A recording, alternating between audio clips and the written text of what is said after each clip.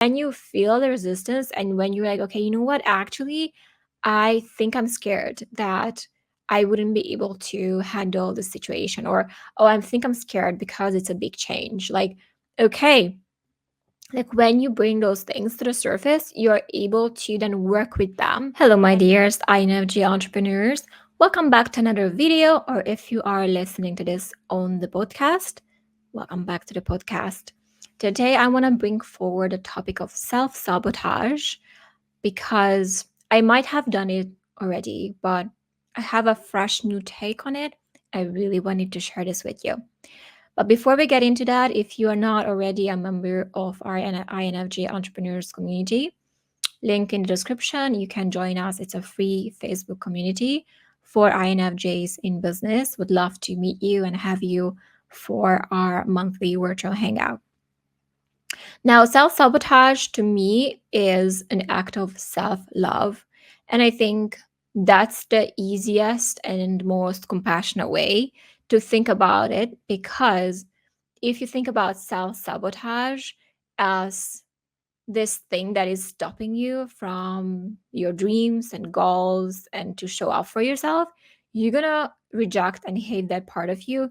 And it's really hard to work with yourself when you are not accepting all parts of yourself. So self-sabotage, I say it's a form of self-love, because when we dive deeper into self-sabotage, it's mostly because the change that we want to achieve in our life is usually something that the not changing has already a benefit. So the reason why we self-sabotage is because there is a disconnect between our brain, like what our brain wants, and what our body and mind wants. And it's not because the brain or the body doesn't know that, because obviously body is more like it's a thinking thing, it's a feeling thing. But sometimes the brain makes a decision like, okay, let's go, we're gonna pursue this, let's go. And your body is like, no, we're not. You have exhaustion, you can't get yourself to do anything, and it's almost like you have to force yourself, or just can't find the motivation to do things, or like that's kind of how I can describe self-sabotage feelings, when it's just like you can't get to where you want to go, even though like rationally you're like, this is going to be so much better. So instead of rejecting that part of you, I said self-sabotage is an act of self-love. You have to examine what are the benefits of not changing. And that really takes time to ask yourself and to really get deep into like, okay, what it is about this situation that that actually is good for me. Like what it is about the situation that if I was to change it, would I lose more freedom? Like would I lose my ability to, I don't know, connect with people? Like there has to be a trade-off that you're not aware of, okay? And you have to bring that trade-off to the surface so that you can work with yourself and you can promise yourself that you're not going to betray yourself. So it's almost like you have this fragmented part of you. That one part of you is like the inner child who is like pouty, like I don't want to go. Like that's one part. And the adult is like, yeah, let's go. We need to go. This is going to be so much better. And I'm not sure if I given this example for you guys, but I have a friend who was very miserable at their jobs, and she really wants to like find a different position for herself in a different country. And even though I sat down to help her and we had conversations and I helped her apply, when left to her own devices, she is not doing anything about it.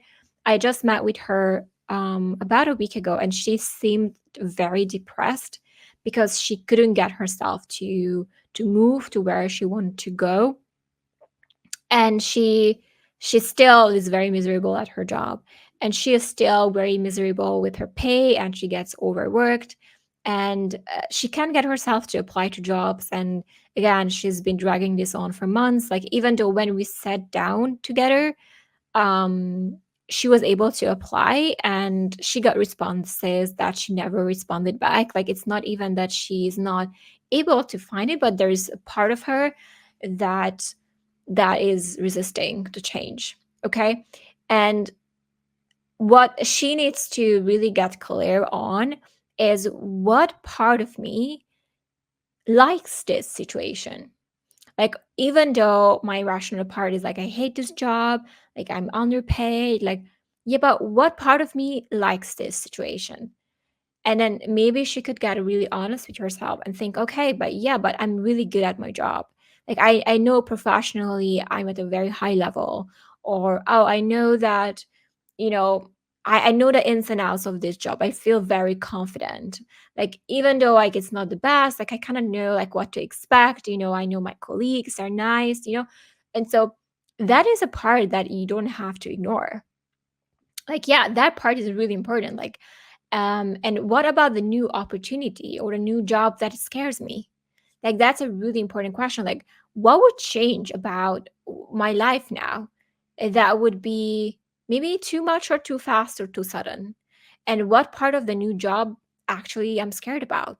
And then she would be realizing, like, oh, actually, I don't know if I'm gonna be able to handle the new workload, or I'm actually back to square one. I'm not that confident in different rules. Like, the thing that I know is not going to be enough here. Like, I really need to step up my game. I really need to, like, you know, step up everything that I knew before, and I have to start from fresh. Like those scenarios, like I'm going to a different country. I don't know anyone. Like, I don't speak the language that well. Like, I'm gonna stumble. I'm going to not be that confident. So I have to, sit with that discomfort. That is a major discomfort when you are just moving into a different country. So all I'm saying is it's really not about like you not rationally wanting to change your life, or you not rationally wanting to go for that opportunity or pursue your dreams. It's about that, what would that dream come with? You're just not ready to face with, or you haven't really integrated or settled that inner child, or that part of you that is just feeling a resistance. And when you feel the resistance, and when you're like, okay, you know what, actually, I think I'm scared that I wouldn't be able to handle the situation, or, oh, I think I'm scared because it's a big change. Like, okay, like when you bring those things to the surface, you're able to then work with them and be like, you know what, okay, I got you. So how about we do this instead of like moving right now? How about you take like 6 months and to get more confident in your language skills, or to get more like information about where do you want to move, like, or which city is the best for you. Like, how about you just take it slow and let go of the pressure that you have to be there by this date? Because my friend specifically had a pressure about she wanting to celebrate her birthday, which was in August, in this new country and starting her new life. But what it is about my situation that I enjoy, that I feel comfortable with, and what are the resistance around losing that? I had this, I can share with you guys, because I had this very clearly, that the more clients I take on, the less freedom I have. And I love my life. Like, I'm at the point where I make in my business enough to not only comfortably live in a nice apartment, but also to have the ability to travel, to have the ability to enjoy life and to go anywhere, because I work online and because I'm making enough to really travel. And I'm traveling, guys, so much. At least once a month I'm somewhere else, and I probably need to dial back on that. But if I really want to grow, there is a misconception that that would mean less time, even though if I really think about it, I can hire more help, I can hire a bigger team, I can get people to work with me. So again, these fears are not unfounded. It's just that there is solution if it gets to like too overwhelming, for example. But without bringing the part of losing my freedom and sitting with the part of me that is afraid that we are going to be having less fun and enjoying our time less, there will be some self sabotage happening when it comes to that, unless I'm able to sit with that part and lead myself through that and lead myself out of it, promising myself this is getting too much, I will get more people on board to help me out. Like, that is all we need to do.